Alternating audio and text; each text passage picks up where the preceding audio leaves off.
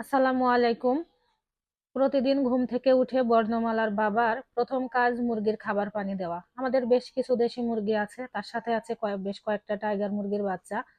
তো সবগুলো মুরগিকেই পানি দেওয়া হবে। এই জন্য পানির সাথে এখন ওষুধ দিচ্ছে, কারণ এখন যেহেতু শীতের সময় শেষ হয়নি, প্রায় মাঝে মাঝে ওষুধ দিতে হয়। তো পানির সাথে ওষুধ তো দিবে, তার সাথে প্রত্যেক দিন এই পানির পাত্রগুলো খুব ভালো মতো পরিষ্কার পরিচ্ছন্ন করে উপর করে রাখে কিছুক্ষণ। পানি ঝরে গেলে তারপরে পানি দেওয়া হয়। আর আমাদের দেশি মুরগির ঘরের সামনে নেট দেওয়া। এখন কুয়াশা মোটামুটি সকাল সন্ধ্যায় পরে, এজন্য দুইটা শাড়ি আমরা বেঁধে দিই সন্ধ্যার পরে সকাল পর্যন্ত। আমি ঘুম থেকে উঠার আগেই বড় বাবা শাড়ি দুইটা গুছিয়ে ফেলেছে। আর আমরা প্রতিদিন ঘুম থেকে তিনজন একসাথে উঠে পড়ি। বরেন্দ্রমালা প্রত্যেক দিন সকালে আমাদের সাথে ঘুম থেকে ওঠে, কারণ ও সন্ধ্যা 7টা 7:30টার মধ্যে ঘুমিয়ে যায়, রাত্রে আর অতটা ওঠে না। এ কারণে ও সকাল সকাল ঘুম ভেঙে যায়। তো সকাল সকাল ঘুম ভেঙে আমাদের সাথে এই যে সব কাজে সে সাহায্য সহযোগিতা করে, তার সাথে কিছু ঝামেলারও সৃষ্টি করে। মানে সব কাজ নিজে একটু করতে চায়। তো এখন তার বাবার মানে মুরগি যে পানি দেবে সেটা দেখছে। আমি সংসারের অন্যান্য কাজকর্ম করি, রান্না বান্না প্লাস আনুষঙ্গিক কাজকর্মগুলো।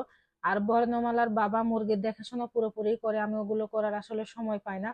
আর যেহেতু বর্ণমালা এখন 21 মাস বয়স, একটু চঞ্চল হয়েছে, এদিক সেদিক যাওয়া শিখেছে, চোখে চোখে রাখতে হয়। আর এখন এই বয়সে বাচ্চারা ভীষণ চঞ্চল হয়।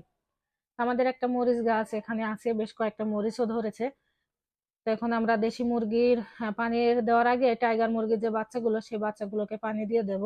বর্ণমালা কিন্তু তার বাবার পিছু ছাড়ছে না, কতক্ষণে সে কোলে উঠবে এই চিন্তাতে আছে। মাঝে মাঝে যখন ও এরকম বিরক্ত করে বা পিছু পিছু ঘোরে, তখন কিন্তু আমাদের ভীষণ বিরক্ত লাগে, বিশেষ করে আমার তো অনেক বেশি মাঝে মাঝে রাগ হয়ে যায়। হ্যাঁ, তো পরক্ষণে আবার ঠিক হয়ে যায়, আসলে বাচ্চা তো। আর অনেক সময় আছে মেজাজ খিটখিটেও হয়ে যায় আমাদের, যারা আমরা বড় মানুষ। এই আমাদের 23টা টাইগার মুরগির বাচ্চা বেশ ঝরঝরে হয়েছে। একটা মারা গিয়েছে, 24টা কেনা হয়েছিল। আশা করছি আল্লাহ সবগুলোকেই বাঁচিয়ে রাখবেন বাকিগুলো। তো বর্ণমালায় দেখুন কোলে ওঠার জন্য একেবারে অস্থির হয়ে আছে। তো টাইগার মুরগির বাচ্চার পানি দেওয়ার পরে দেশি মুরগির পানিও দেওয়া হয়েছে, খাবার দেওয়া হয়েছে। আর এদিকে আমরা যে 6টা ডিম ইনকিউবেটরে বসিয়েছিলাম চীনা হাঁসের ডিম, সেগুলো 6টাতে আলহামদুলিল্লাহ ভ্রূণ এসেছে, সেটাই বর্ণমালার বাবা আমাকে দেখাচ্ছিল। তো ভাবলাম আপনাদের জন্য একটুখানি রেখে দিই।